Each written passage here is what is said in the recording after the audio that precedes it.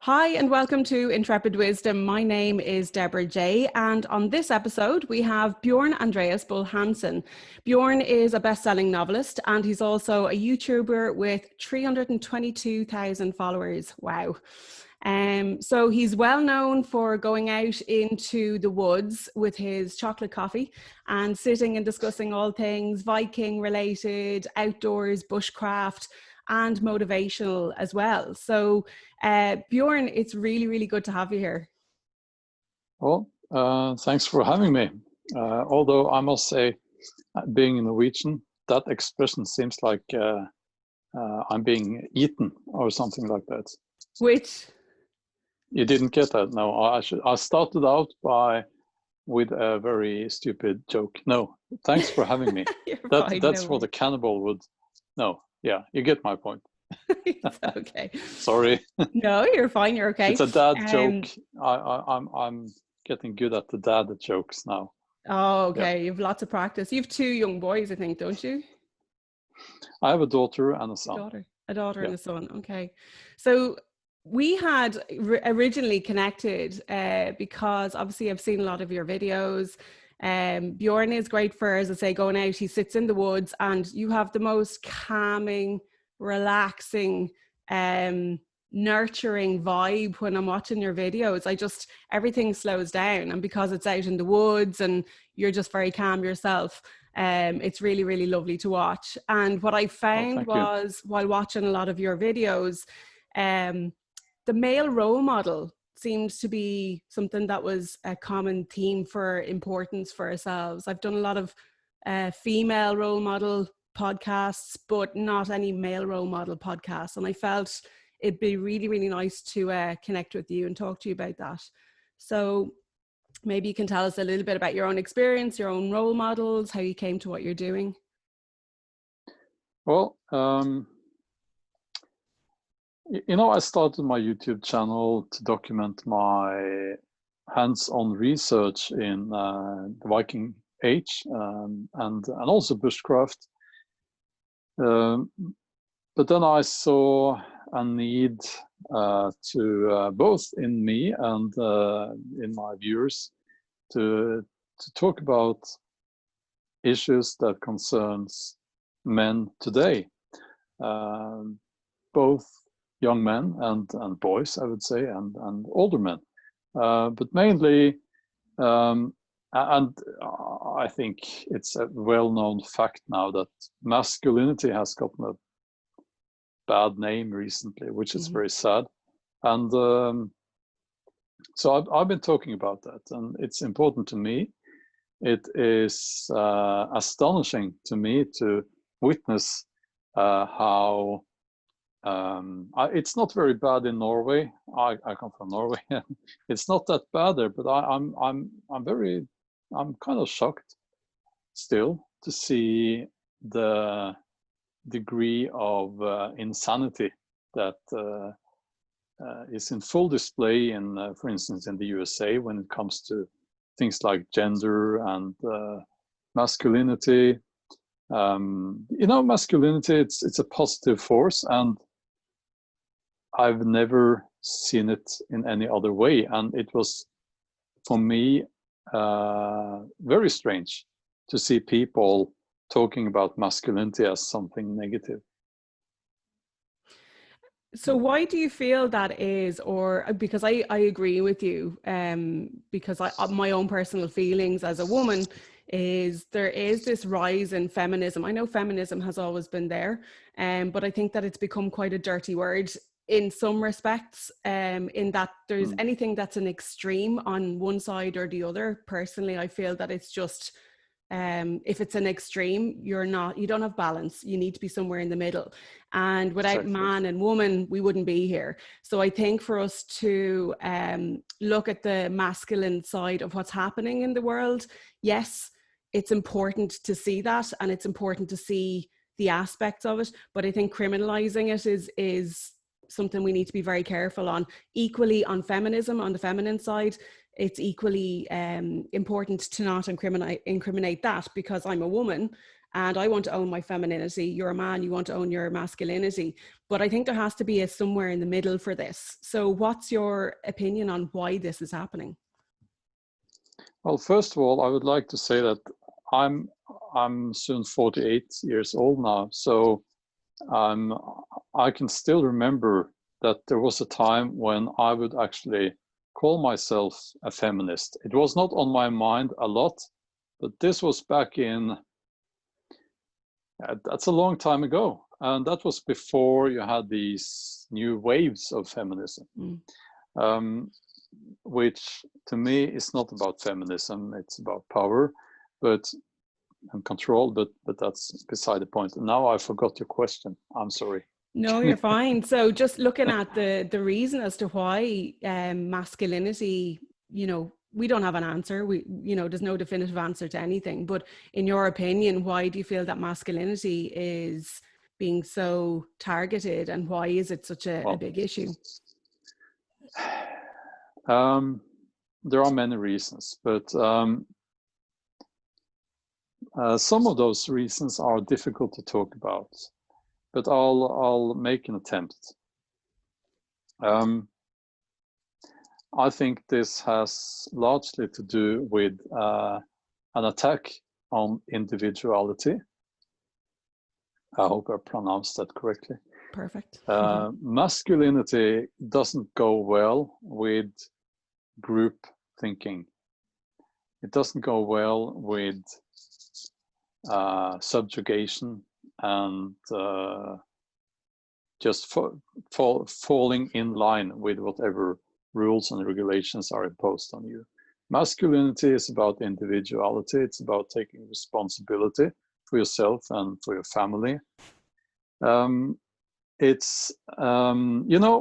Masculinity, I think there are actually politicians, not all politicians, but there are some politicians and strong people of very strong opinions that view masculinity as a threat. They are afraid of masculinity because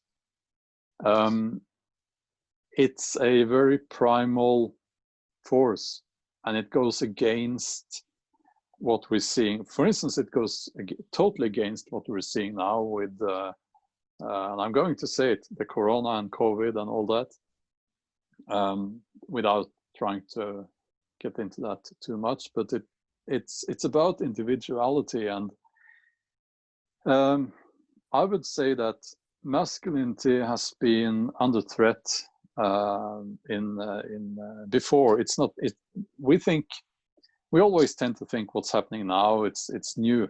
It hasn't happened before. It has, and we see it typically. We see a degeneration and a confusion, widespread confusion, typically at the end of just before empires are ending. It's a very interesting phenomenon, and but as I said, there are other reasons as well. Masculinity has become confused with immaturity. So, for instance, let me just give you an example. If a group of young men or teenagers, they walk after, they follow a girl and they harass that girl. To some, that's masculinity, and they call it toxic masculinity. But it's actually the opposite of masculinity, because one of the most fundamental differences between being a man and being immature is that you have self-control, right? Mm-hmm. So you don't burst out in tears for little things, even though I have, that's something I actually have to, that's difficult for me, but anyway, and you don't do immature things. You have an ability to think and control yourself. You don't get out of your car in a rage if someone doesn't, if someone misbehaves, and you don't get road rage that easily. You have self-control. So that's masculinity. That's being a man. And modern people, many modern people, they don't understand that. What's interesting as well, because it's just kind of come into my mind as we're talking, like really that's more about anger and force and perceived strength, but it's not strength. And I think of women who are working in a male dominated world who tend to get very masculated, but it's not masculated. They become very hard and very almost kind of, you know, aggressive slightly. So there's a difference between being masculine and being aggressive also. And I think that that's another, it kind of shows how society has taken some aspects of being male and turned it into the predominant character of it. But it's lovely to hear you speaking about the actual, your own. You know, it has to do with, we have at least one generation of young men who were never taught how to be a man. Mm-hmm. So they might be 30 or 40 years old, 50 years old, and they are still boys in a way, and that's not pretty. It's being a boy is great. I look back at that time. I had a lot of fun, but you shouldn't be a boy when you're 30 years old. I'm sorry, some people think that's cute. It's not. It's just not good at all. You need to stop when you become an adult. Then you have to be a man. Actually, you're not a boy anymore. Then And there's a lot of non-westernized countries or civilizations who don't actually they celebrate puberty as being something that you reach and then you move on into manhood, or there used to be ceremonies around this. And I think our ceremonies in the West are TV and celebrities and Hollywood. And as we were going to talk about role models, I think the role models are the system of role models is all wrong because we're looking to the wrong people. Years ago we would look to our parents, our grandparents, the elders in the village who were revered. Older people were looked up to for their knowledge and wisdom, and now we kind of push them out to one side, and we don't have the dynamic of community and family has been broken up a lot, I think, in the westernized worlds, and you don't see that in other cultures. You don't see that.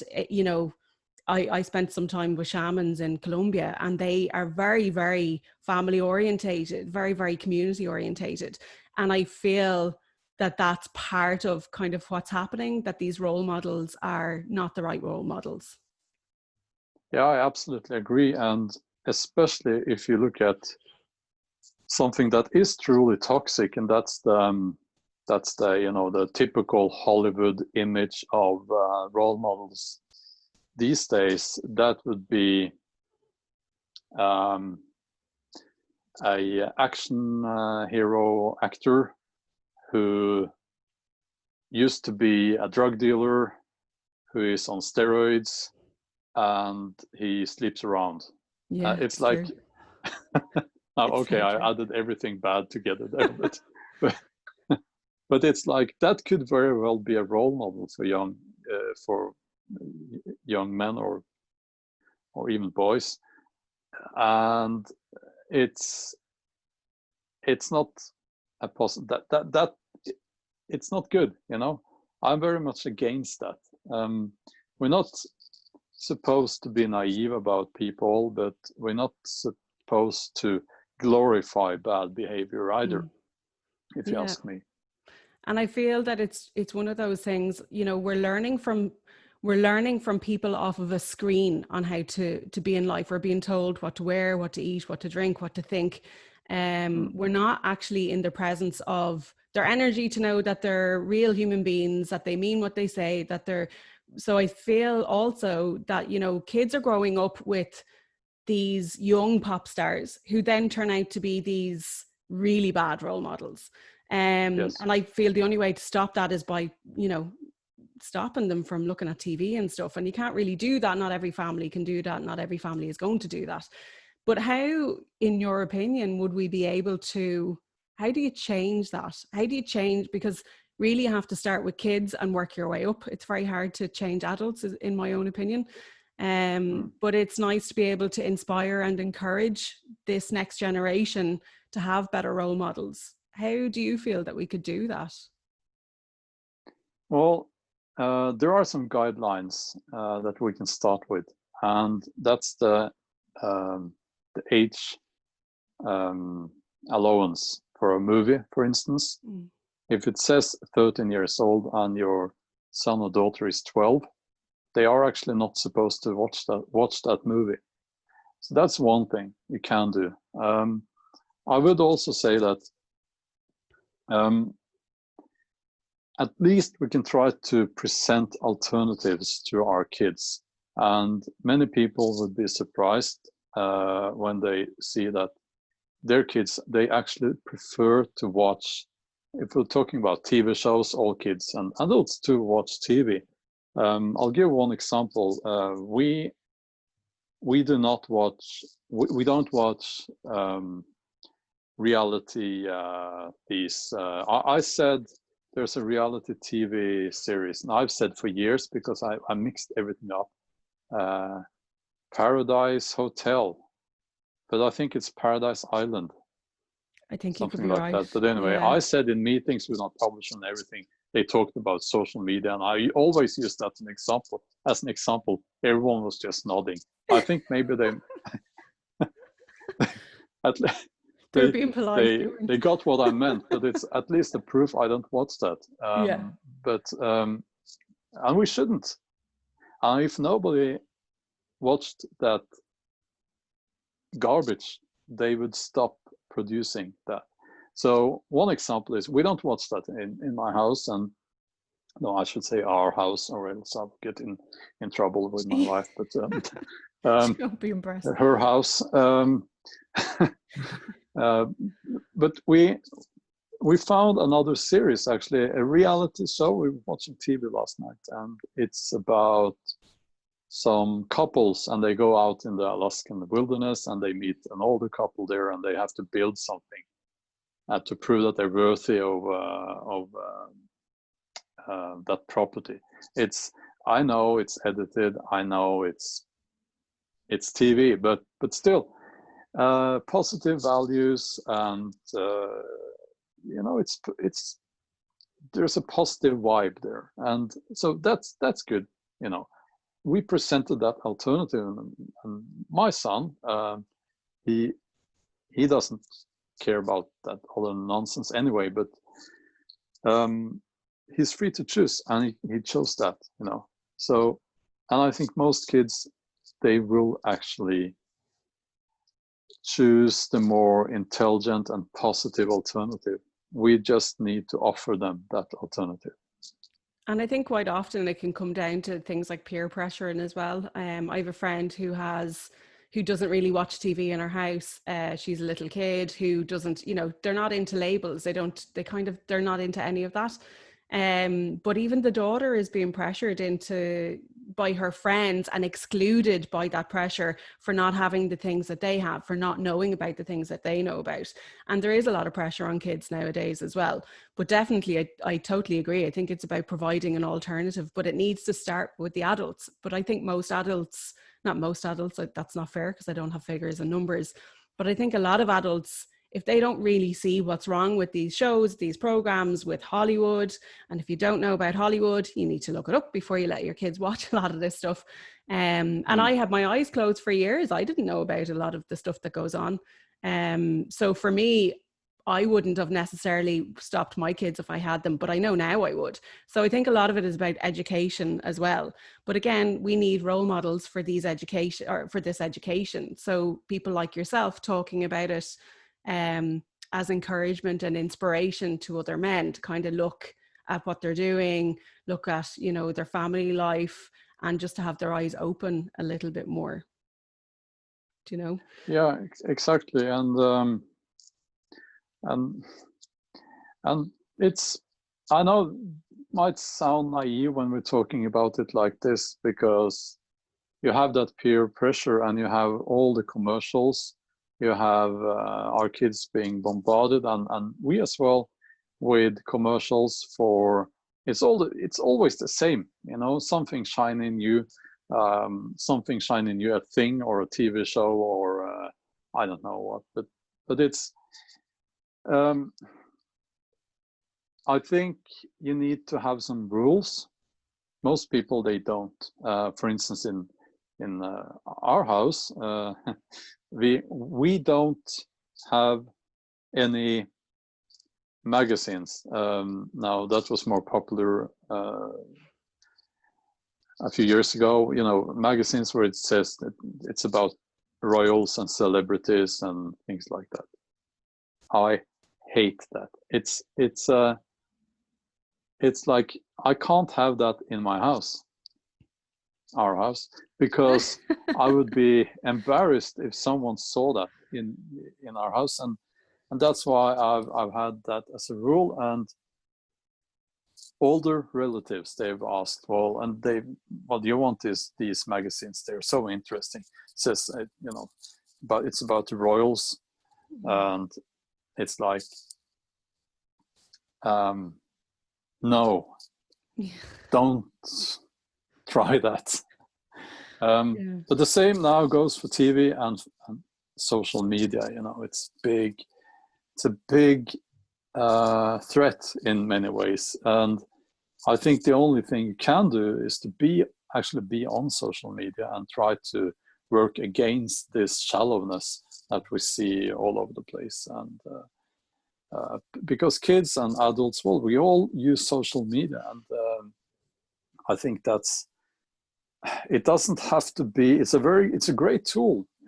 This is social media, you know, what we're doing now, and it's a great tool, and we need to reach out through social media, actually. So it's a bit of a contradiction there, but that's the way to do it. Yeah, and I feel the same as well. I personally, I just really just don't like social media, but it is a fantastic tool, and it is a great way to connect people. Like, you're in Norway, I'm in Dublin, so we wouldn't be able to do that only for social media, but definitely it is a thing. And like, it's not that we're you know, so old-fashioned old age on this. It's literally a case of trying to put on new lenses and look at what we're being fed, look at the information that we're receiving, and kind of go, does it make me feel good? Do I now feel fat and ugly because I've been looking at these magazines or these celebrities? Most likely, yeah, absolutely. So stop looking at them and you'll feel a lot better. Because I know I stopped looking at all the magazines. I stopped looking at regular mainstream TV because a lot of the shows are the same thing over and over again, and it's usually negative and leaves you feeling really badly. So it is negative. And let me just say, the Norwegian, sorry, I interrupted. No, you're fine. Should I go on? Go on. Okay, yeah. The news during the last few months, it's about two things. It's about, the coronavirus, we're all going to die, and Trump is evil and bad and ugly and old. That's it. And no matter where your stance is on any of those things, I mean, there are other things going on in the world. There are even positive things happening. So the news now, the mainstream news now, it's they're doing such a bad job that I think they should go bankrupt. That would be the best thing, and honest journalists could take over. It's really a new level now. It's a new. I didn't actually think they could sink that low, but they have.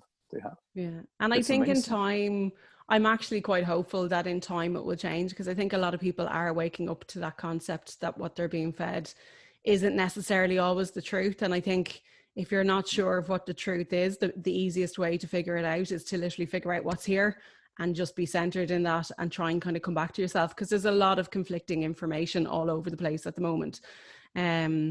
But just getting back to role models, can you tell us a little bit about yourself as you as a boy growing up and how you came to doing what you're doing? Because as I said, like, you know, you're going out and you're going into the woods, you're using your bushcraft, you're talking about Vikings, and you're really connecting back into your roots, which is really, really lovely.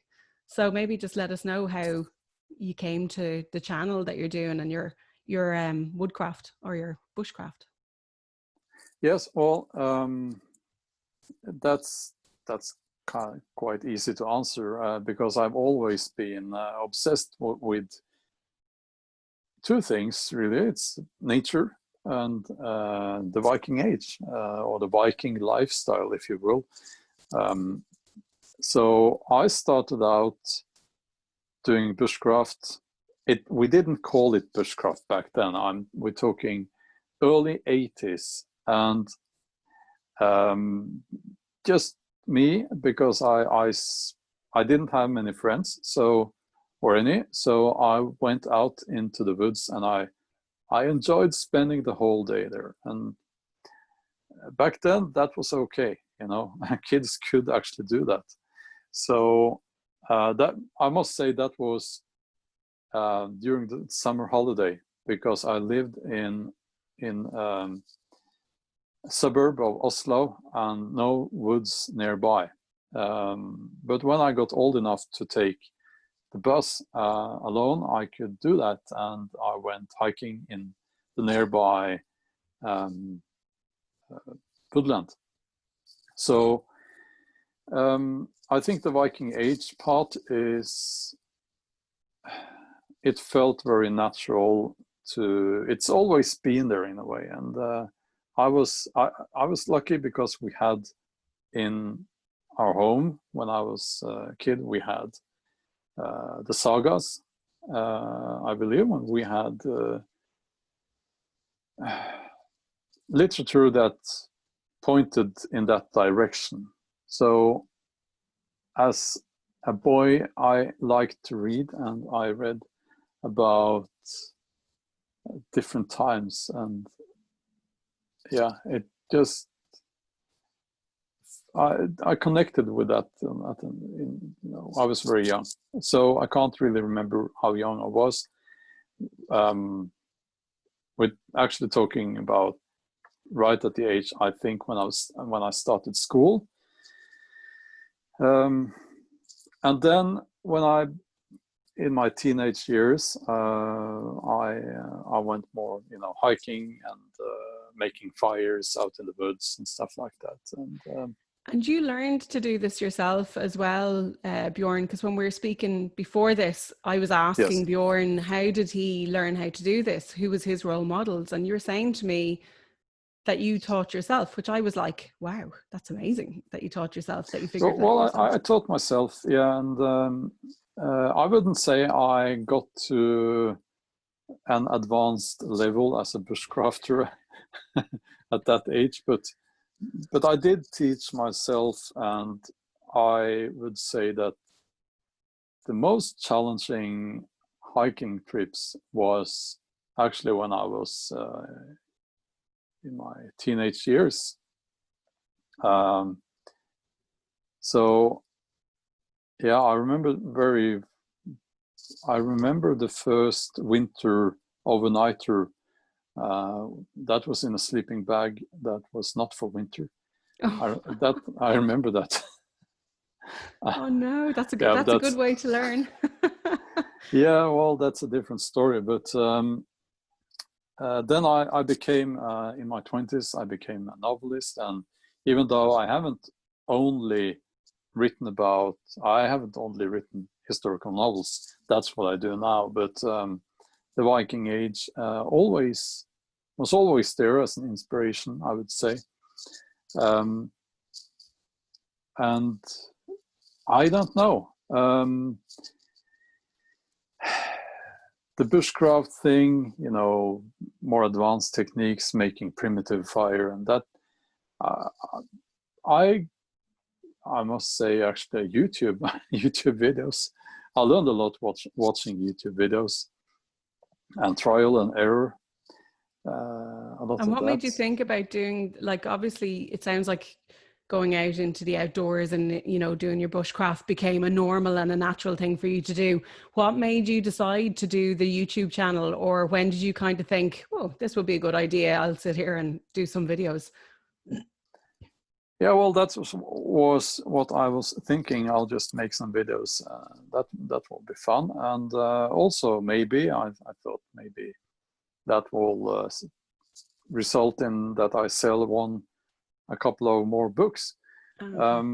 so the first video I think was I documented how I make a longbow, and that's how it started. Then I expanded what I talk about, what I do in the videos. It's been, I think, 4 years now. And it's great fun. And for me, I work alone, and I must be, to be completely honest, I like being alone, but I'm also very aware that all my life I haven't had the choice.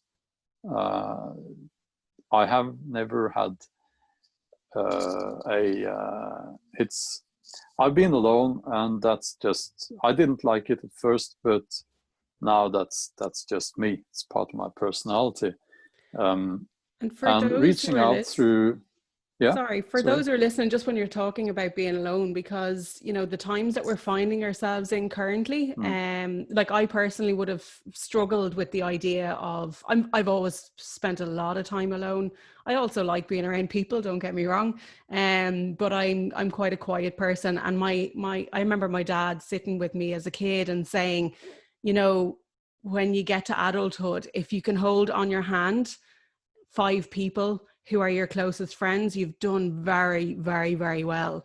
And you actually did a video yourself where you spoke about this. And it was very reassuring, because I had my role model, who was my dad, telling me that when you get to adulthood, when, you know, it's not about having big, huge groups of friends. It's about the real ones who are kind of quality that you can count on your hand.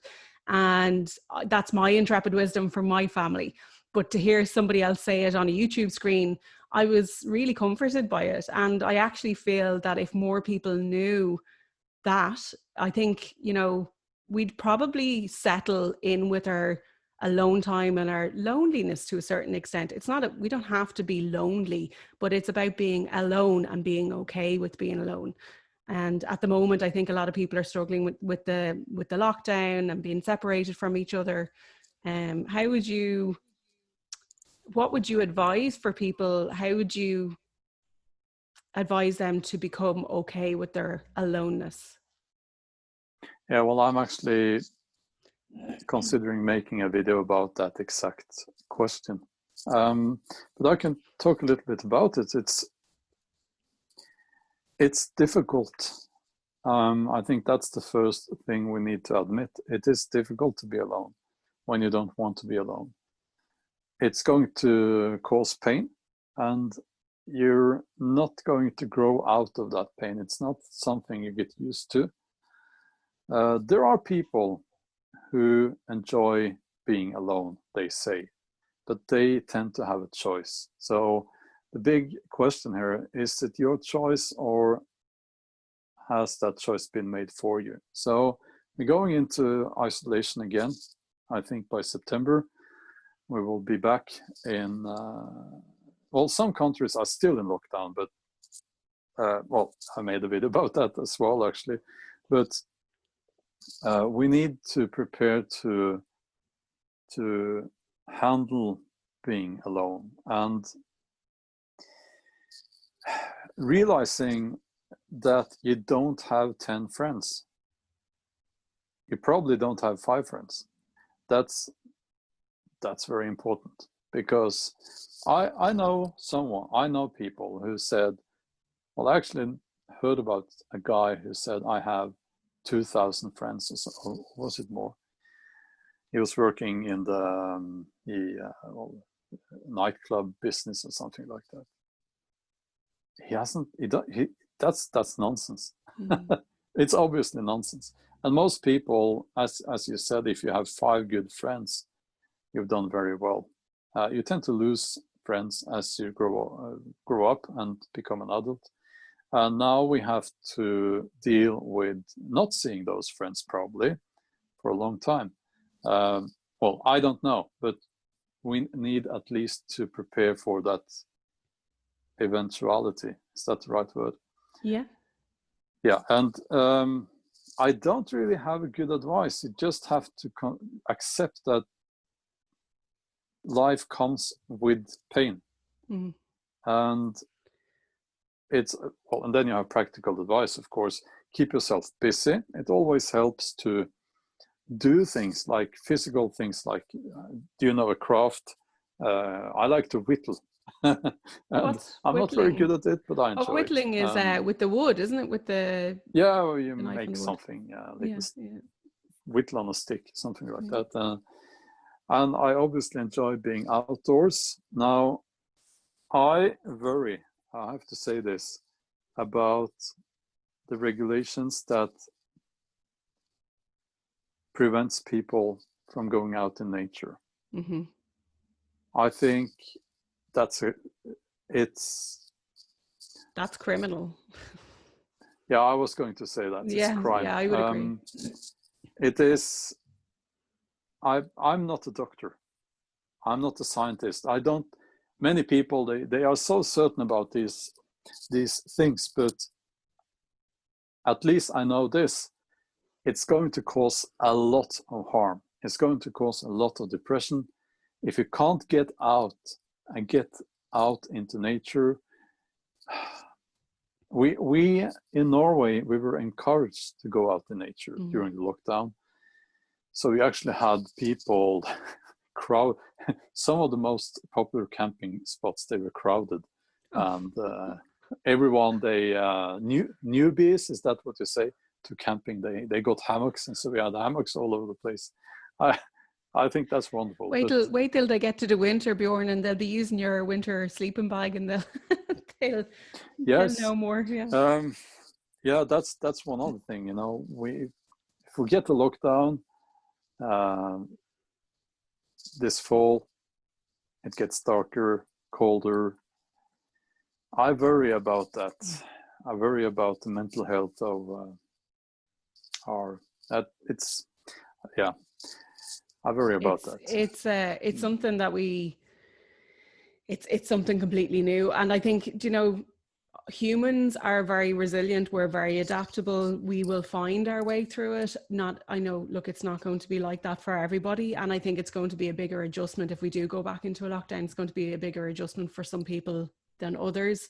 And it's just one of those things, we're just going to have to deal with it as it comes along. And perhaps there's more conversations to be had regarding, connection to other humans is such a big thing. It's such an quality connection, not 2,000 friends connection, but having quality conversations. And that's why years ago, as I said, I think over the last couple of years, the dynamic, as I said, of community and families has been really, really broken and separated and divided. Whereas now I think they're starting to come back together a little bit. If there's something good to be taken out of everything that's happened, I think that they're starting to come together again. And I think that those connections are going to be really, really important going forward as well. So yeah, I suppose, look, we don't know what's going to come really.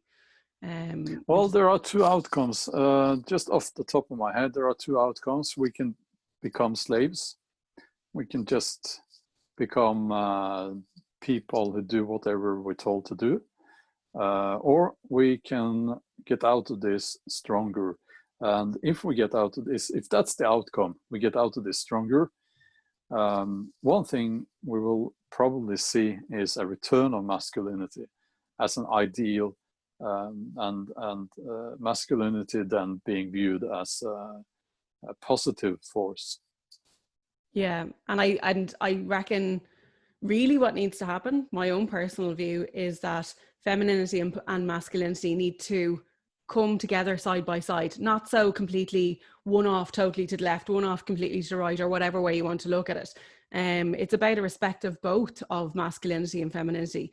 And as I said, I know in your videos, you've spoken a lot about even the drop of testosterone levels as well is a really huge thing. So, yeah, look, I think it's about respect on both sides, and it's about looking at things fairly, not being completely objective on one side or the other to that, Yeah, well, you see a lot of people, young men, I think, or maybe older men as well, they are blaming, they are blaming women for all bad things that happened in their life. And there are even communities in the internet, on the internet about that whole thing. It is very sad. And I understand those men. You know, I understand what happened to them mostly, I think. And it is maybe a little bit of the same is going on with the most rabid feminists.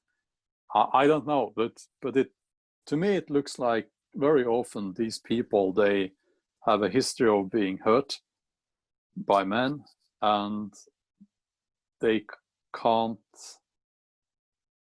it's become too much for them, so they can't really tell themselves, well, I was unlucky with these men, doesn't mean all men are bad.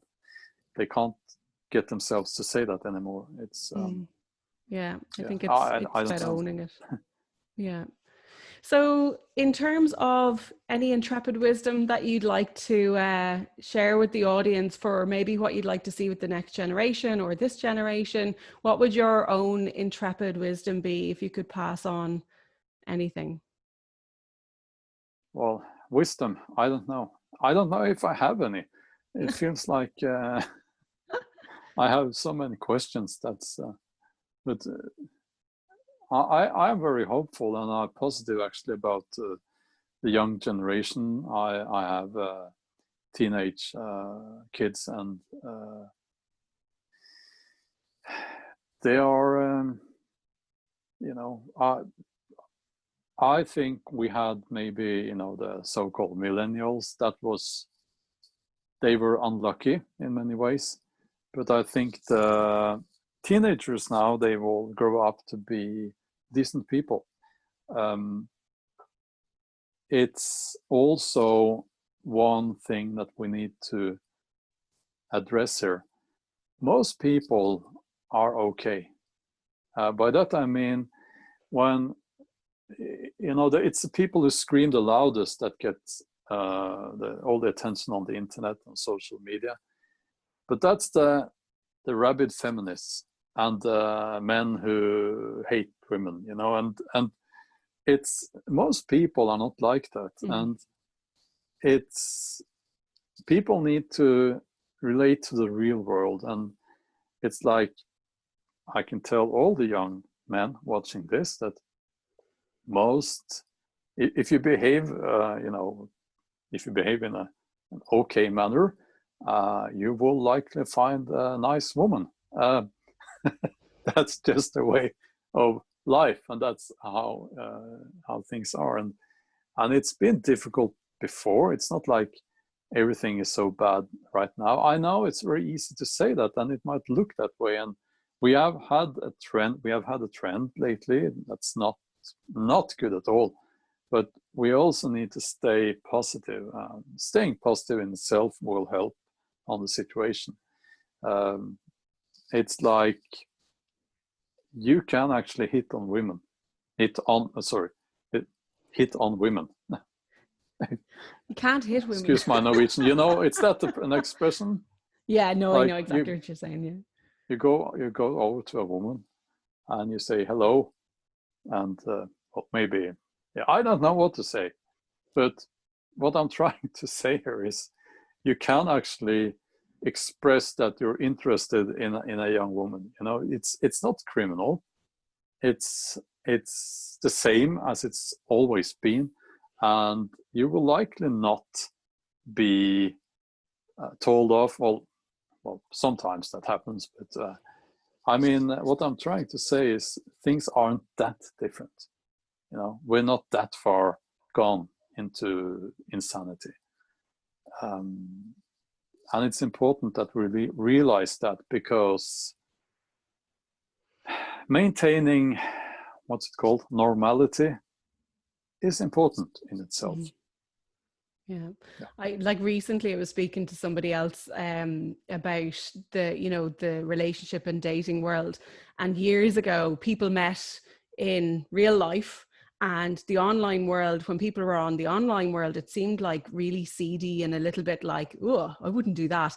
Now it's everything is on the online world where people meet, and it can often be perceived to be, when you meet somebody in the real life, it's like, oh God, you know, that's weird that they're chatting you up, and I don't think so. No, Oh, I really? disagree. But I forgot about the whole online thing because obviously I'm middle aged. That's not. I've never been online, and I forgot. I honestly just forgot about the whole thing there that you mentioned. But of course, yes. Uh, why go there? I think why? I can't see a Do you know, reason. for young people though, it's like I'm new to the single world. I personally do not want to meet somebody online if I can help it, but that's where everybody is. That's how people are meeting people nowadays, and it's crazy. Like it's very, Why? I don't know. It's just things have But there are flipped. girls at the gyms, or for a girl, there are men, young men at the gyms, at the bars, at the cafeterias, at is I'm so old now. I feel very old. No, But not at my all. advice would still be to skip the whole online thing because, well, of obvious reasons. Mm, That I think that to me seems a little bit like a waste of time, mm. because why wouldn't you just talk to someone It's just the way in real things have life? changed. Things have changed But you quite a have to lot. do that anyway. Yeah. Well, I You know. have to. Like I know from as I say, from my side, you know, I've been in a lot of long-term relationships. So when I came back out into the single world, I was like, oh, wait, okay. So people don't meet each other in reality anymore. It's kind of flipped. It has flipped quite a lot. Personally, I would be very happy to bump into somebody and you know, meet them in normality in the real world where you get to see them as a human being, but a lot of it is online now. But that's why it's interesting that things have completely flipped to it being meeting online and not meeting in the real world as often, which is a bit sad. So, but I would Well, imagine that will yeah. probably flip again at some point. I would imagine people will just get tired of the same thing and then it will flip again. Hopefully. That's my. Well, then I would like to add that I don't think it's wise to spend time on social media to if your goal is to uh, meet a potential girlfriend or boyfriend. It just seems to me very stupid. Sorry, but We need to go back to the days of matchmaking. There we go. In Ireland, there's no, actually, I in mean, Ireland around this time of year, there's a celebratory festival called, I think it's called Lunasa, I think is the name of the festival, but they have like a matchmaker who matchmakes people from all over the world for, I think it's like 3 weeks really. or something like that. It's really well known here. So that used to be a thing of the past. It's just done online now. Okay. Well, yeah. Um, I'm So old. yeah, you just don't need to know about that world. You're lucky you don't need to know about it. So just in kind of to wrap things up a little bit, is there anything else that you feel that is important maybe for people to be aware of? Any values that you feel would help people going forward, as say in terms of either role models or this whole thing of being okay with being alone at the moment? Both are a theme. Well, I would actually say that I would like to repeat that because I said this in a video. We are actually in a window now between two lockdowns, and if you didn't like the first one, this is your window, and if you need to get out, you have to get out now. What that means for you, I don't know, but you need to consider this now. We don't have much time. Also, when it comes to masculinity and relationship between men and women, I think we need to go back to, I would like to say, old-fashioned values. By that I mean mutual respect, being honest about what you want, and also not being afraid about saying what you want. Now, if you want to have a physical relationship with a woman, you need to let her know in some way, without being sleazy. It's because I'm saying this because I've had a few emails from young men who they have asked me, of all people, how should I reach out to women? How it's so difficult. I don't know what to do. And it's really about being honest, and also, you should try to be the best version of yourself that you can be. So try to watch your diet and don't get too drunk, things like that. This is all common sense, They say common sense is not very common. Yes. Yeah. I think this is part of what I want to do with the Intrepid Wisdom podcast. It's very much about coming back into real life, coming back into how, it doesn't have to be how things used to be and we get stuck in the past, but it's more to do with old-fashioned values, human values. As you said, responsibility, taking care of each other, caring for each other, and just being more, less in your phones and on your screens and more in reality and interacting with each other in person. I'm so lucky. I have an amazing family, and I've been able to grow up with two incredible parents who I can talk to about anything and everything. And I know not everybody has that. But one of my own recommendations, especially if we are going to go into another lockdown, connect with people in your community as much as you can possible, especially the older community. Make that connection now. As in, when I say connect, I'm talking about having a conversation with each other and bring yourself back into the real world a little bit, because I actually think that that's what's really important. And I think that that's what's going to keep that heart-to-heart connection with people, and it's going to keep people feeling less alone. It's going to give you role models. If you're talking to the older people in your community, my God, they're so interesting. They've led really interesting lives. And if they haven't led a phenomenally interesting life, they're a really interesting person. Imagine everything that they've gone through and that they've survived and all the challenges they've gone through.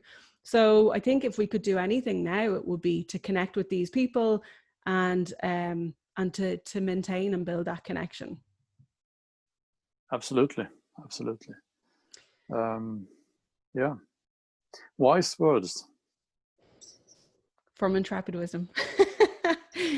Yes. It was lovely to have you, Bjorn. I'll obviously keep looking at your YouTube videos. I'm going to put a link to your YouTube channel below for everybody to check it out. Thank you. For those who don't know you, please go take a look. It will nourish your heart and your soul by just chilling out with Bjorn and watching him around the campfire, out in the wilderness, out in the woodland. If you're living in the city, you can get out into the woodland through Bjorn's videos. It's actually amazing how lost you get in them, and watch him drinking his chocolate coffee, which he loves. So yeah, check out the links below and definitely subscribe and follow what he's doing, because I'll be following you as we go along as well. Thank you. All right. Take care. Thanks, Bjorn. Bye.